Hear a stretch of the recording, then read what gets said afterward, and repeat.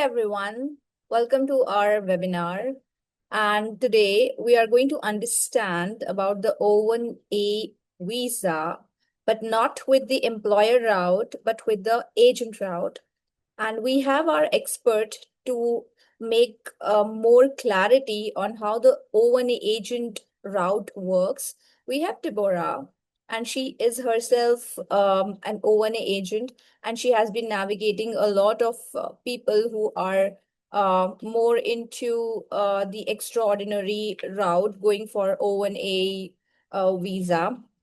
So we are going to understand the process, the documentation part, what it is needed, how to navigate it in a smoother manner, what are the preliminary documentation that is required to keep in mind, what are the things that needs to be taken care of in terms of itinerary and etc., how the process looks like from the attorney's aspects as well.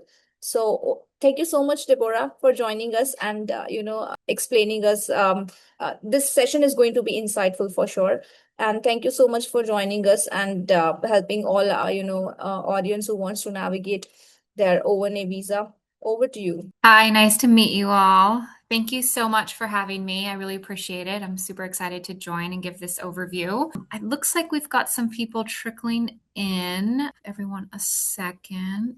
Yeah, I think we're good to go ahead and get started. I'm sure there'll be some more people that join over the next couple minutes. Yeah. But I'll go ahead and jump right in. Do you need me to let in the participants that are in the waiting room, or are you going to do that? I'm just getting a I'll take pop-up, care. so. I'll take care Okay, of it. awesome. Great. I just didn't want to get distracted by the pop-up. Awesome. Great. Well, I'm Deborah. I founded Ambra Talent Group about a year ago. So it's a little bit of a new company. I actually started my career in HR. So I was working in people operations specifically for several biotechs here in the Boston area, doing the immigration on the employer side. So have a strong perspective on the employer side of immigration, as well as an understanding of the limitations around that, and how it can both help and hurt an immigrant's career to work with an employer sponsor. And I had a really unique opportunity when somebody close to me who is an immigration attorney approached me to discuss the O-1 agent, why it's needed, their need to have somebody trustworthy to be an agent petitioner in this growing. There's been a lot of more interest in the O-1A and the O-1B route lately, especially with all of the changes to our immigration landscape, and saw an opportunity to really provide some supporting structure for people who don't want to or have a traditional employer to work with. So I've been working as an agent for both O-1A and O-1B clients for the past year. I've brought some examples to share with me, as well as some details about the structure. And then I'll try and get through the slides fairly quickly because I'm sure there will be some questions that people will have. And so we'll try to leave the second half of this open for Q&A so that you can all ask your questions. And I will also share my email with you later if you want to book an individual consultation. So let me get my slides pulled up and share my screen with you all. Give me just one moment. Right. Swati, can you just confirm that you can see my screen all right? Yes, it's visible. Excellent. Great. Let me just present this and jump right in. So it's O-1 visa agents, everything that you need to know. This is just a quick snapshot of what we're going to be covering for the next approximately 20 to 30 minutes. Briefly touch on the O-1 basics, the petitioner question, what an agent is and what they're not. Various filing structures, pitfalls in process. I think it's really important to highlight common mistakes that can be made here, and a brief summary of what your O-1 team looks like to ensure that you have a successful O-1A petition. Really quick, most of you probably come into this already knowing a bit about this, but I just want to touch on what the O-1 visa is. It is a work visa. It's a temporary visa targeted for individuals of extraordinary ability, those who demonstrate sustained national or international acclaim in their field. It's not limited to any fields. I've seen O-1As range for anyone from dog groomers to ski instructors to tech founders. If you can prove that you are at the top of your field, you have a chance of the O-1 visa. O-1A is for sciences, business, education, and athletics, and O-1B is for arts, motion picture, and television. That would be typically where someone who is an influencer would fall under O-1B. About 70% of my clients right now fall under O-1A. I would say I'm a little bit more experienced with O-1A than with O-1B, but I do support both. So the O-1 visa does require a U.S. petitioner. It cannot be self-sponsored. You cannot petition for your own. Someone in the U.S. must file for this visa on your behalf. The US recognizes three different options: a US employer, which historically has been the most common route, the US agent, which is what I do, and an agent who is an agent for a foreign employer. My agent petitioner services fall under both, being an agent for both an individual and an agent for a foreign employer who wants their employee to come and do some work in the US under the O-1 visa. And what exactly is an O-1 agent? The O-1 agent is the US-based person authorized to act as the petitioner on your O-1 visa. On the I-129, where it asks for the petitioner's signature, my name would go right there as the agent petitioner. The agent is the one signing that form, vouching for the work that you're doing, and is responsible essentially for maintaining your visa while you're in the US. They are not your employer. This is not a model that I work with. Typically, an agent is not employing you directly. They are simply documenting the itinerary of work events that you will be doing while you're in the US. It's really important to distinguish between the employer versus the agent. If you're someone who has one or multiple employers, the employer is the person you're working for. They pay you. The agent is the person who is documenting your work and standing in as the petitioner on your visa filing. Two completely separate roles. Let's take a quick look at who the agent pathway is really built for. The vast majority of people will fall into these four bucket categories. Founders and entrepreneurs, people who are starting their own company. There are definitely paths where when you start your own company, you could potentially have your company sponsor you, but many people are just starting out and their company is not yet set up or structured in a way that they are able to sponsor the individual. And so for those who are very early stages and starting out, working with an agent as the sponsor is a very effective path forward.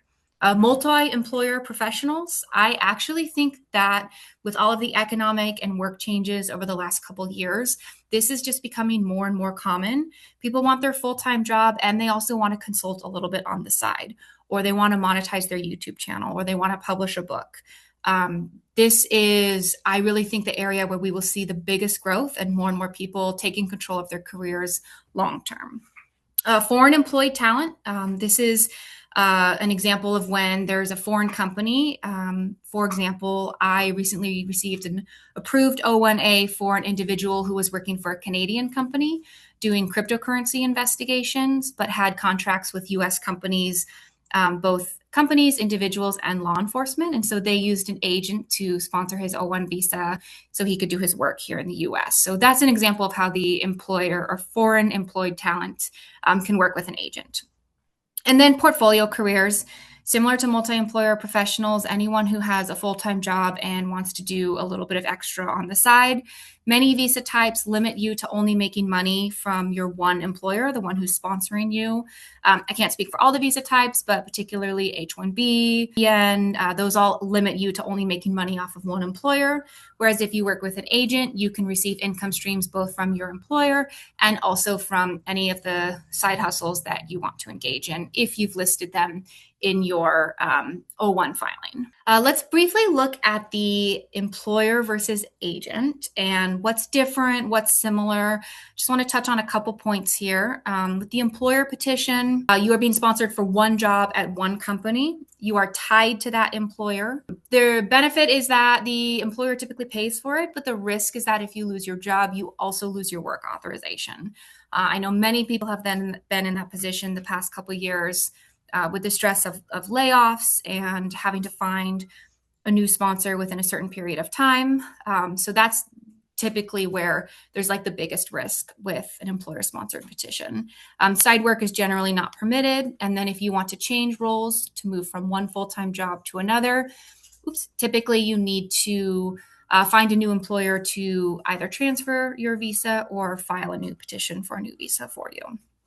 With an agent-based O-1, this sponsors a portfolio of work across engagements. I do want to call out, it doesn't just cover a portfolio of work. You can also work with an agent if you only have one full-time job and want to keep one full-time job. It's less common, And it can open you up to a little bit of extra scrutiny. I have seen people get requests for evidence when they only have one full-time job listed, but I've never seen a O-1 visa denied because they only had one job. And it is becoming much more common. I'm working with a couple people now who are filing with an agent with just one job. So that was a little side note, but it covers a wide variety of portfolio work that you want to do. It also covers multiple employers or your own company. And it's much lower risk because if you file a O-1 visa with an agent and you have multiple income streams, work engagements listed on your itinerary, if you lose one, even if it's a full-time job, your work authorization does not end and the countdown doesn't start because your visa is not tied to one job. It's tied to a portfolio of work, which is the documented itinerary that we include in the filing when you file your O-1 visa. Side work is generally permitted as long as it's been documented within the work itinerary. A quick note about changing roles. O-1B has a explicit carve out for adding and dropping new engagements. O-1A does not have the same wording carve out in the regulations. O-1A regulations say that if you have a substantial change to your work employment or your work type, then you should file an amended itinerary. Substantial is not well defined, so always check with your attorney if you want to make a significant change to the type of work that you're doing. Check with your attorney to see if you need to file an amendment or not. For part-time roles that are really similar, most people don't need to file amendments if they want to change one. For full-time jobs, most attorneys will tell you you should file an amendment. It's easy to get into the weeds with that one, so we can talk about it a little bit more later in the Q&A if you have questions about it.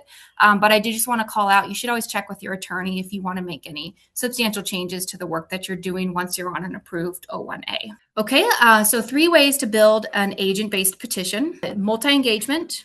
This is for somebody who has multiple clients, multiple employers that they're consulting with. I recently did one for someone who works in finance technology, specifically around the product Workday.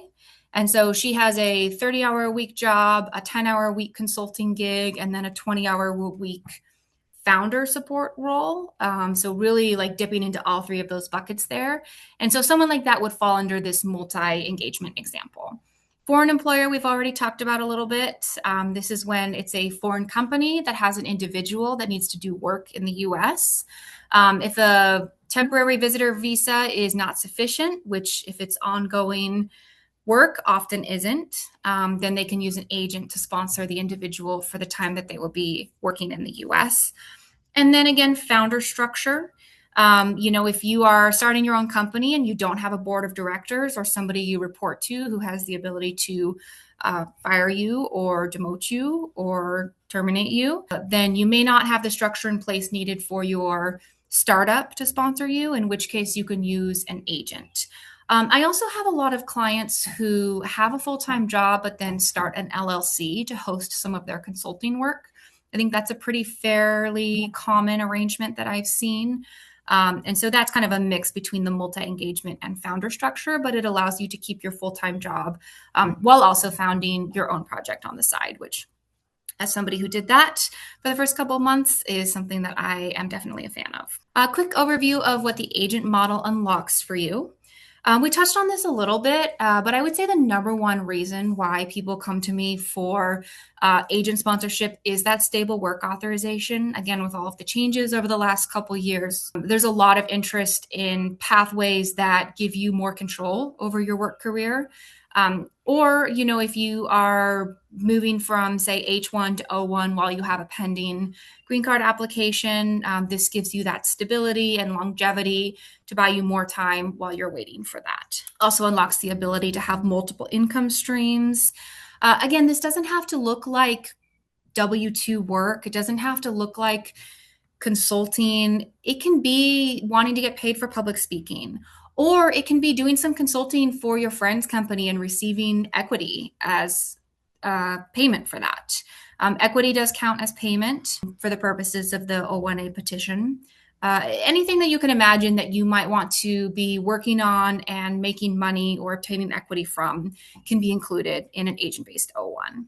It's founder friendly and gives you that career flexibility to pivot between roles, build out a portfolio of work and really give you that like umbrella to unlock a full itinerary of any work that you want to do while you are here in the US. Just a quick overview of what an agent does and doesn't do. The agent does act as your official petitioner. Typically, and occasionally the attorney will do this if they wish to, but usually the agent will actually take the itinerary building work off of the attorney's plate. They'll work with you directly to document the work that you want to do while you're in the US, gather some of the supporting documentation needed, like the employer acknowledgement letter, and letters of intent. I'll show you some samples of those in a little bit. They sign the petition at the time of the filing.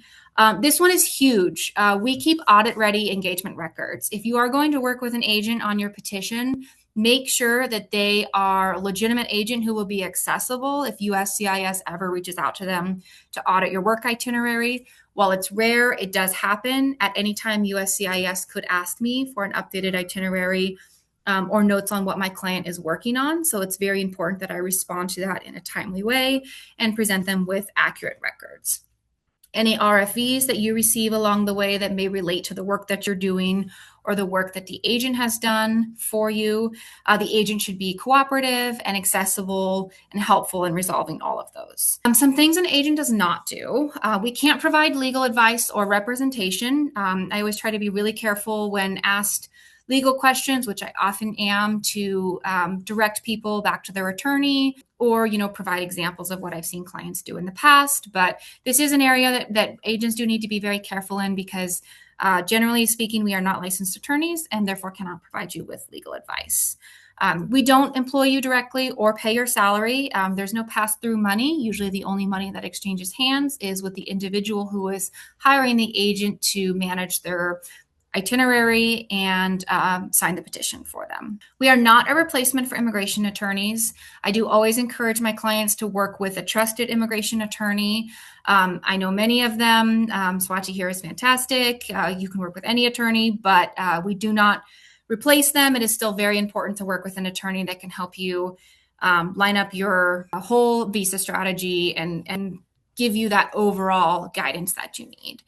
An agent cannot determine your O-1 eligibility. You should talk to an attorney about that. And we don't actually file the petition. So the agent is not going to print out the documents and file them with USCIS. We are only going to sign the petition. Your attorney is the one that actually files those documents. And of course, working with a good agent is necessary to document your itinerary if you're going to go the agent route, but we cannot guarantee USCIS approval. And so it's really important that we are transparent about never guaranteeing that you would get an approved visa. And if anyone guarantees you an approval, it's generally not a good sign because no one can guarantee that, but we can do our best to document everything and give you the best chance of success. My role as an agent when I start working with somebody who wants to file an O-1A agent-based petition, work with them to build the itinerary. I will provide them with a employer engagement letter sample if they need one. A lot of people already have offer letters, but many of my clients will ask me to draft them for them. Let me give you an example. Like say they have an employer that they know this employer wants them to consult with them, but we want to make sure that everything that's necessary is captured in this letter. And so I'll actually draft a letter for you that you can use to have you and your potential employer sign whenever it's needed. I find it to be really helpful. A lot of my clients do ask me for this. It's a service that I happily provide and is included in my agent petitioner fees. I act as a U.S. agent for representation. And I help organize the file alongside the immigration attorney. And really that just looks like documenting the planned work, gathering the letters that you need, and providing you with examples until we get across the finish line. I do want to show you briefly, and these are redacted to maintain confidentiality, but I think it's really helpful to see sample work itineraries that we put together. So this one on it's my left, it might actually be your right. The one with the requested period, July 2026 to July 2029. This is actually for a comic book illustrator from Singapore who's been super wonderful to work with. This is a very extensive, it goes into full 3 years, but I've just captured the first year and a little bit of year 2, so you can see what we're documenting. This is going to show USCIS why this individual needs to come to the US for work. That's really what we're accomplishing with this work itinerary. As you can see, there's a lot of conventions and projects. Singapore is on the other side of the world. It's really hard to collaborate when you're in a completely opposite time zone, as I know many of you know.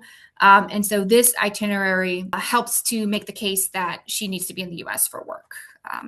This one is getting filed next week. I'm really excited about it, but it hasn't actually been filed yet. This one on the right is for a more traditional O-1A where somebody has 2 different roles. One of them is full-time, one of them is part-time. They're both like engineer-based roles. It's just 2 of them, but this individual is filing with an agent so that she can work both of these jobs. And one of them doesn't quite last the full 3 years, but that's fine because she still has 3 years of work documented here. One of them full-time ongoing and one of them part-time through the middle of next year. And on the far right, you can see where the itinerary is tied to a custom letter that I write that just documents the work, the agent relationship, and it has my signature. It's not the full letter, but it's captured like the meat of it here with these screenshots. Hopefully this is helpful. Happy to dive into questions about the work itinerary when we get to the Q&A section. This is another example of a letter of intent that I drafted for someone. I mentioned him earlier. Actually, this is a ski instructor from Turkey who has a really robust list of projects that he wants to do here in the US. And he went out and found these people that he wanted to collaborate with, but he wanted my help in actually crafting the letter of intent to make sure that everything is captured, because we do want to show that there's ongoing work for up to 3 years. We want to summarize the work that he would actually be doing. And we also want to capture this agent acknowledgement within the same letter so that we have all of this in one document. It is really important for employers to acknowledge that you're filing with an agent. There's a couple different ways that they can do that, but usually it's a paragraph or 2 that's added to a letter that they sign off on. Hopefully those 2 examples were helpful. I want to chat a little bit about what can go wrong with an O-1. I don't want to spend too much time on this because we all want our O-1s to be approved, but I think it's really helpful to know about potential pitfalls that can happen. Having the wrong petitioner type, if you have a full-time employer who's sponsoring your O-1, that's great. But if you also want to do work on the side, if you include that work, but only have your employer petitioning, most likely your case would get denied. Or if you don't include that work, but still do that work anyway, if down the road you end up applying for EB1 or EB2, and they look back and audit your work records and see that you were working outside of your authorized O-1, that could potentially derail your plans like many years later. That's like the worst scenario. We don't want that to happen. That's why it's really important to make sure that you are operating within the bounds of the visa type that you are receiving. The documentation part is really important because if you are going to file your visa and say you have 3 different work engagements, either part-time or full-time, that you want to work on, but you don't provide the supporting contracts or employer acknowledgments, not including those would most likely result in an RFE. So it's really important to get all of that documentation included in the initial petition that you do file. The founder control issues, this would be if you are setting up your own company and you want it to sponsor your own visa. If you don't have independent governance within your company, like a board of directors or somebody who has the ability to terminate or demote you, your O-1 could fail because you don't have the proper structure in place. In that case, you would want to use an agent petitioner. Or the other one that I would actually say I see probably most commonly and often have to tell individuals, you're not quite ready for this yet, but let's do some work and maybe you can be ready for this when you do find some work engagements, is the agent petition without a strong work itinerary. A plan is not sufficient if it's just a plan. You do need documentation of actual work. A business plan saying that I'm going to move to the US and build out this company and build out this product and do all this consulting work. If it's not also accompanied by some kind of proof, like contracts with customers or letters of intent, then it's generally not sufficient for an O-1 visa, because an O-1 visa is a work visa. You do have to show that there is actual work for you to do. So documenting that is super important. Super brief overview of the process end to end, what it looks like to work with an agent. You have a consultation directly with the agent. This can be before or after you have identified an attorney that you want to work with on your O-1 visa. The agent can be brought in at any point. Sometimes I'm brought in very last minute, and for like a rush case that needs to be filed, which I can definitely adapt to. I get a lot of those. Or sometimes I'm brought in at the very beginning when somebody's just starting to think about their visa journey and wants to understand if the O-1 with an agent is a good fit for them. Number 2 is the petition building. This can take anywhere from 2 weeks to several months, just depending on where you're at in the process with your attorney and everything that needs to be documented. This is when we work together to build the itinerary. I draft a petitioner statement. This is just a document that covers the work that you'll be doing, and then sign the petition for filing. And then after you have an approved visa, it's just the compliance part. Generally pretty straightforward. I have to maintain records of your work. I need you to update me if there are changes to your engagements or you add new engagements. I typically check in quarterly with my clients. I find that quarterly is a good cadence. I'll send you a reminder email asking you to let me know if you've added anything new or dropped anything. And then I check my mail every day to see if USCIS has reached out with any inquiries and respond to those immediately, because this compliance piece is very important. Getting an approved visa isn't all of it. You do also need to maintain compliance once you have that approved agent-based visa. Already touched on this a little bit. Compliance is not optional. The last thing that I want is for clients to think, yay, I got an approved O-1A or O-1B and I never have to talk to my agent again. You don't have to talk to me a lot, but those occasional check-ins are really important because, again, I am responsible for responding to USCIS if they reach out and ask for an update on you or an updated work itinerary. Here's a couple like real-world examples of people who use the O-1 agent route. I think I already touched on, the foreign company one. I really like to give the example of the individual who was doing cryptocurrency crime investigation, because this was a recent approval. Foreign company out of Canada. They had contracts with individuals in the US. He got an approved O-1. He had a really strong case and a really strong work itinerary. There's a lot of work that we did to document, what he would be doing while he was here in the US. And so that one was approved without an RFE very, very quickly. Another one that's actually in progress now is an individual who has a full-time job, but wants to do some consulting and support for, it's actually their cousin's startup. It's not a paid role. It's an equity-based role, which is actually fine because they'll receive compensation for supporting this startup and receive a percentage of ownership. And so filing the agent-based O-1 allows him to keep his full-time job while also doing this consulting. He is working through an RFE right now, but it's actually not related to the actual petition. It's a biometrics RFE. So he has to go in and submit some biometrics information, and then we should get the results of that within a week or two. So knock on wood, I think it's a strong case. Hopefully that gets approved quickly. And for multi-employer, I think the example that I showed earlier of the project construction project specialist who has a full-time job and then also a part-time job with a staffing agency is filing with the agent so that she can unlock the ability to work both of those jobs at the same time. Quick snapshot of all of the players in your successful O-1A petition. There's you, the beneficiary. There's your attorney who does the legal strategy. And then there is the agent who is the structural anchor, bringing it all together and giving you that petitioner support so that you can actually file with a petitioner signing the case when it's all ready. Okay, I know I just talked for a lot and I want to give plenty of time for Q&A.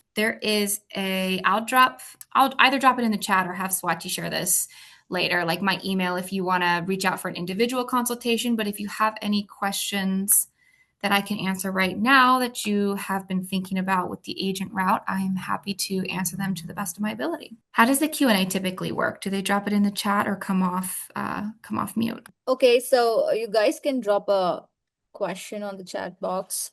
And if somebody wants to ask, please unmute yourself. I believe Nikhil Hi, thank you for the time and everything, the information they given. I have only one question. So, how the things work in terms of people are opening their own company and then having the someone as a founder and then generating those work itineraries for them?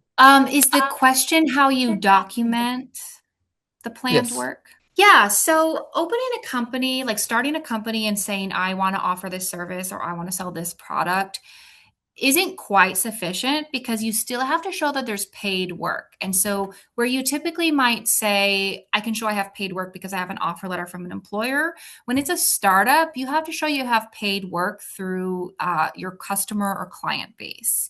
So, it's actually a little bit less straightforward. There's multiple ways to do it. I have clients who have individuals that want to hire them.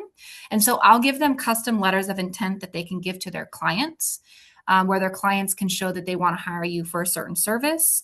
You can also submit business contracts, like if you have an actual contract in place with another business, or if you have a product or like software as a service that you're selling, if you have customers already, or you can get letters of intent from customers, that's another way to document it. But ultimately, you do have to show that there is paid work for you to do. So a little less straightforward with your own startup, but I would say, it depends on the product or service that you're offering. And I can give a little bit more like granular, detailed guidance when I know the details of what the startup is wanting to accomplish. Hopefully that helps. Yeah. Thank you. Great, awesome, great. And then I think Rish, I think you had your hand up next. Rish, sorry if I'm Yeah. saying your name wrong. Yeah, it's Rish. I'm sorry if you covered this already. I kind of joined late, but what's your business model? Like, how do you make money off of being an agent? Like, do you take a cut from the salary or income? No, but I do charge individuals directly to be the agent petitioner. So most of the payment is made from the individual to myself, typically either upfront in two pieces, like half upfront to get started and then half after your petition is approved, although everyone's pricing is a little bit different. And then I also charge a much smaller annual fee, which covers the compliance aspect. Of Can like you share updating your what work that is? itinerary, responding to your records. Yeah. But I'm not a traditional talent agent in the sense that I'm like taking a percentage of the work that you're doing. It's really mostly like that primary payment for being the agent petitioner and then a little bit of like ongoing support payments. But it's a great And question. how much is that? Yeah, so it can range from anywhere from like 2 to 4,000, just depending on how much work you actually need from me and how much support that you need. I'll give a custom quote to everyone that I meet with, but those are Got it. typically what you're looking at. And also it's the same for annual, like you mentioned. No, the annual fee is much less. It's typically about a Okay, thousand a year. Again, depending on how much support that you need from me. got it. I have two more questions. I'll be Sure, go quick. ahead. How many people are you currently an agent for? Like, how many are you working with? Yeah, it's funny. I get that question a lot, but I don't share total client numbers, which I think is the Okay, norm in the industry. But I understand why people ask. And so I'm happy to share examples of like types of individuals and types of cases that I've worked with that's that have totally been fine. successful.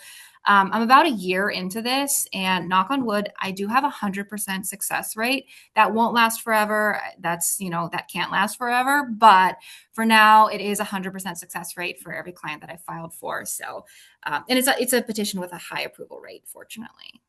Okay, no, thank you for sharing that. Last question. I have lots of clients that want to work with me, business consulting or anything else. Lots of intention, but of course I cannot formalize it yet. So what would Mhm. my next steps be? Do I work with an attorney first to get everything done, or do I collaborate with you first? Yeah, I think the next step is probably to get evaluated for an O-1 just to make sure that you do qualify and have a good case. Because once you know that, then you'll know if you can pursue the potential agent route. Based on what I'm hearing from you, if you have clients who have interest, and if they're willing to provide documentation of that interest, you're probably a really good candidate for the agent Oh, route. really? Okay. But you I do have want to like make sure five that or you, six. Yeah, okay, perfect, perfect. No, thank you yeah, so much. Thank you so much for of answering. I'll course. stay in touch with you. Yeah, thank you. Awesome. Great. Yeah, I hope to hear from y'all. Yeah, I think we've got a few in the chat. Let me pull these up. Yeah, let me read for you. Thank you. So there is a question from Fabian, and the question is, how does O-1 amendment happen? like having full-time job and adding an expert witness engagement and potentially founding a startup with an accelerator? And a follow-up, how does the amendment work for travel purposes like new stamp every amendment? Okay. Yeah. So the amendment question I do usually direct to the attorneys, but I can like lightly touch on this one. So if you think that you will have work as an expert witness that would be paid and also want to potentially found a startup, I strongly encourage you to include those in your initial O-1A filing. Even if you're not actually like making money off of them right now, we should at least document them in the planned work itinerary if possible, like if there's enough documentation to gather there so that they are covered and so that you can avoid an amendment in the future. Now, if you file a O-1 under a specific work category and then are called to be an expert witness and would potentially be paid for that in the same work category, and you're not stepping outside of that, I think most attorneys will probably tell you you don't need an amendment for something small like that. I ultimately can't be the one who answers that question because unfortunately, it's not black and white. I think most people will tell you you probably don't need to make an amendment. If you want to start a new company after you already have an approved O-1A petition, I think most attorneys are going to tell you you probably should make an amendment. And the amendment process is really just a resubmission with updates of your O-1. Every attorney will provide you with like their own quote for that. The annual fee that I charge individuals actually covers unlimited amendments from my perspective. So I can give you an updated petitioner statement or work itinerary at any point that you want to make an amendment. But the question of should you get an amendment, always direct it to your attorney. I don't believe you need to get a new stamp for every amendment, but I'm actually second guessing myself a little bit, so I might have to follow up with you on that one. Hopefully that helps. Yes. Next question is, can a foreign legal professional working for a US employer for more than 10 years remotely file O-1 visa through agent? Yeah, potentially. More than 10 years is I don't think that matters actually, although that is an admirable amount of time to work for a single employer. I respect that. But yes, you can file for an agent-based O-1 when you are outside the US, as long as that US employer is willing to give you the letter that acknowledges that you're filing with an agent. I have a couple different templates that can be used for this. Usually I would just need a copy of your original offer letter, or if it's been 10 years since you got it, probably a current employment verification would be included as well. Acknowledgement from the employer that you're filing with the agent. And then yes, you can file from outside the US to come work in the US, as long as you have a strong case for the need for that. Okay. Nikhil, you have raised your hand again. Yeah, thank you. I might have this one, maybe a duplicate question. So someone doesn't have a lot of job offers as of now, but potentially can do freelancing work in the future. How to put that in a work itinerary and how to file? Does the O-1A agent route works well for them? And if so, how to manage that? Yeah, I think, future work is tricky because you do still have to document that there is real work for you. So if it's maybe someone will hire me for this, most likely that's not going to be sufficient for an O-1 work itinerary. If it's a letter of intent from someone that says they want to hire you for a specific time period, it doesn't even have to be a particular date listed. It could be, I've seen, we want to hire them once they get an approved O-1. That can be sufficient. But if it's not real work that is definitely going to happen, it's probably not going to work for the O-1 itinerary. Does that answer your question? Yeah, it does. I have only one follow-up question. So, does it has to be one offer letter, or it should be like multiple offer letters for 3 years? And also, the work authorization you get on the spot, like for example, it is approved, so you get stamped, and that's only, there is no EAD, right, for that? No, I mean, once you get an approved O-1, you get approved for a validity period that starts on the date of your requested Got it. petition. Now, I think the question of like one versus multiple work engagements is actually a really interesting one, because technically there is not a minimum or maximum required. Many attorneys will say it looks stronger to have more than one, and I do agree with that, but it's not required to have more than one. The key is that you have to demonstrate that there is 3 years of work if you want a 3-year visa approval. If you have less than 3 years of work, you may get approved for less than that. Sounds good. Thank you. Okay. The next question is, can PhD graduates apply for O-1? What do they have to include in work itinerary? Yeah, same rules for PhD graduates as anyone else. You have to show that you are at the top of your field by meeting 3 of the criteria, which an attorney can evaluate for you. And then for the work itinerary, you just have to show that there is paid work for you to do. This is quite a flexible requirement. And again, payment can be cash compensation, it can be performance-based bonuses, it can even be equity in a startup, partial ownership. But you have to show that there's compensation and that there's real work for you to do. It can be anywhere from a formal job offer or a email exchange between someone who wants to hire you. Often that's not quite enough on its own, but it does provide some supporting documentation. Or it could be letters of intent from people who want to hire you or partner with you. Yep. Okay. Thank you. Thank you for answering those so quickly as they're popping up. I appreciate it. And the next one is it possible to start and run an LLC? And can we travel? Like, can we spend 6 months or more? How much is the cost included with the proof period? Okay, that's a lot to answer. The travel question, I have to defer to an attorney. Yes, you can travel in and out of the country on an O-1, but for specific time period questions, definitely clear that with your attorney. Costs are going to vary by attorneys. I mentioned this earlier, I do a custom quote for costs for each individual that I work with for my part, but attorneys' fees are separate and each attorney will quote you their own fees. But yes, you can start and run an LLC on a agent-based O-1. It's super common. I think at least 30% of my clients have their own LLC when they file with me. Okay. One more question, Deborah. It's just somebody wants to understand a bit more about O-1B. That's it. Okay. Do they want to come off mute and ask or drop it in the chat? Let me see. I think it's and I did ask for the specific question. So specific question is, what kind of specific job comes under this category? Oh, okay. Yeah, O-1B is really interesting. It's really like the artist visa. So I can give you an example of someone I'm working with who's filing an O-1B. It is a couple from Turkey who has a cat YouTube channel. Super funny, super niche, but they are artists. They make performance art, and they fall under the O-1B. There's been some articles lately in the news about influencers getting O-1Bs, people who have massive Instagram or YouTube followings. I'm chatting with somebody now who has a YouTube channel dedicated to cars.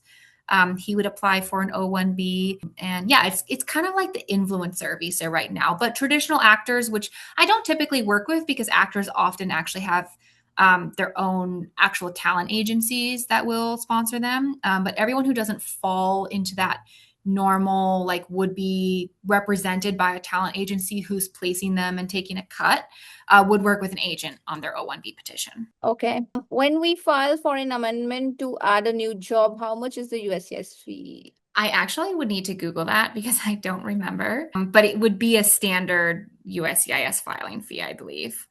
I don't think there's a price difference between the amendment and the original filing when it comes to the actual fee that USCIS charges, although most attorneys typically charge less for an amendment because it's less work than they do for the full filing, but you'd want to get a quote from your attorney for that. Okay. How about letter of intent from a C Corp that's waiting for funding? They are willing to write project work but cannot write amount right now. Yeah, that's interesting because the letter of intent is really only valuable if it also includes compensation. So as long as they're willing to say that they will compensate you, many of my people that I've worked with and their attorneys have been comfortable with a range being listed. I've gotten several letters of intent that include like a range of this amount to this amount, details to be decided later. But that letter of intent is fine. It just does have to include some kind of promise of compensation. The more details, the better, but sometimes you work with what you can get. Okay. Do we need to show proof of salary for the jobs at some point of time to the USCIS? Potentially, you could receive an RFE showing that like proving that you're actually getting paid what you said you would be getting paid. When I start working with a client, I actually always ask them for a recent paycheck stub. This is more for like my purposes. It's not always actually included in the filing, although the attorney may want it to be included in the filing just to give that extra proof to avoid the risk of an RFE. But I wouldn't say you always have to show proof, but you should always have proof available. I do always ask for it from my clients. I believe that's all. Okay, one more. Okay. As a founder with traction and no revenue and funding yet, as well as paid music artist on social media, how does the intersection between O1A and O1B work? If you're a founder in an industry that is not related to the paid music work, I think that's going to be a little bit tricky because you do have to identify a particular visa category when you file for a visa. So if you want to do two completely different things that are unrelated, I want to say that's pretty unlikely. But you would want to clear that with your attorney, tech founder. Yeah, that's a little tricky. I'm going to have to punt that one to the attorney that you're working with. I'm sorry, I can't be more helpful there. All right, I think that's all from the chat box. Anybody else wants to ask any question, please feel free to unmute yourself. I'll also drop my email in the chat so that you all have it. You're all welcome to reach out if you have any additional questions that we weren't able to cover, or if you have questions that are really specific to your unique scenario that you want to talk through. I'm happy to do so. And yeah, I mean, for those who are curious about whether or not they qualify, Open Atlas is a great place to start. Please reach out to Swati and get that case evaluation and have a conversation with her to see if there's potential for you to file an O1 there. Thank you. Yeah. Okay, there is one more question. It's just the last question we are going to take. What are the common nuances while filing? Does RFE come your way and how you handle them? Yeah, so the RFE will typically, most of the time, fortunately, and knock on wood, most of the time the RFE is not related to the work that I have done, which is great because that means we did a really good job of documenting the planned work itinerary. There's not a lot of questions. Most of the RFEs are going to be related to particular criteria that have been claimed. I have seen it backfire when you try to claim a criteria that is pretty weak. If USCIS sees that you're trying to claim too many criteria and you're just like throwing things at a wall to see what sticks, they don't really like that. And so they will question it.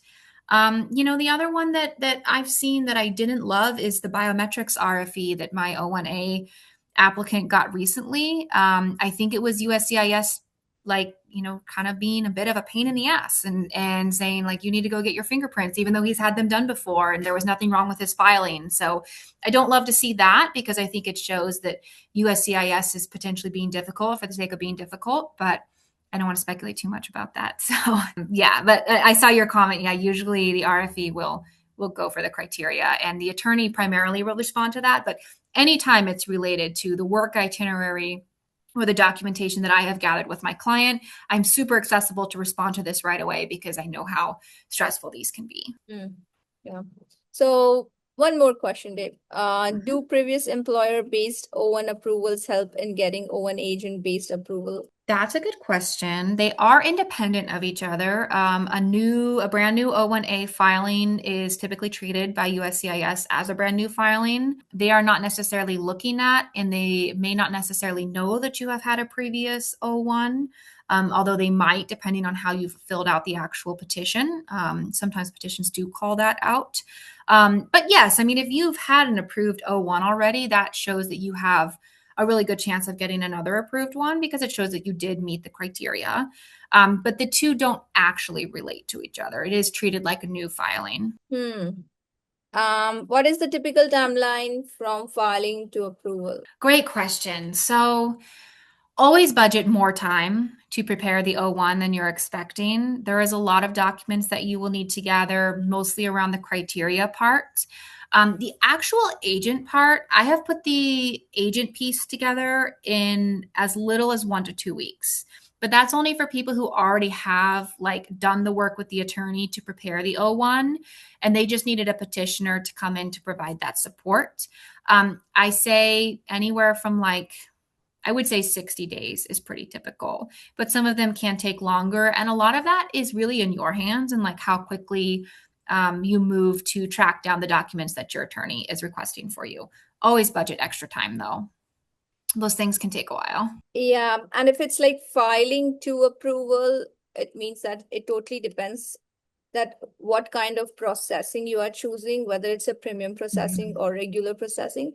If it's a premium processing, then it will typically take 15 to 45 days at this point of time because it has been extended. And if you are going for a regular processing, then it's going to take at least 2 to 3 months based on the typical timeline going on at that moment or at that phase for O1A or O1B whatsoever. All right. Thank you. Thank you for adding that. I think we have covered all the questions. So, Deborah, thank you so much. It was an insightful session, and we all have learned a lot about O&A agent, how it works, what needs to be taken care of, how to navigate things properly, documentation and everything. Thank you so much. And everyone, anybody who wants to go for an O&A agent route, you have the contact details and the expert. So feel free to email her, book a consultation. Yeah. Anything else, you can email us, and definitely Deborah can reply back to the emails. Anything related with your profiling and strategy, please feel free to email me, swati@visaarchitect.com. Yes, Deborah, I want to say something. Oh, yeah. I just wanted to say thank you so much for having me. I really enjoy talking about this. It really is something that I'm passionate about, and I love the work that I do. So thank you for having me. Happy to support with any additional questions that you might want to send my way. Yeah. Thank you so much. We'll see you soon again. Okay.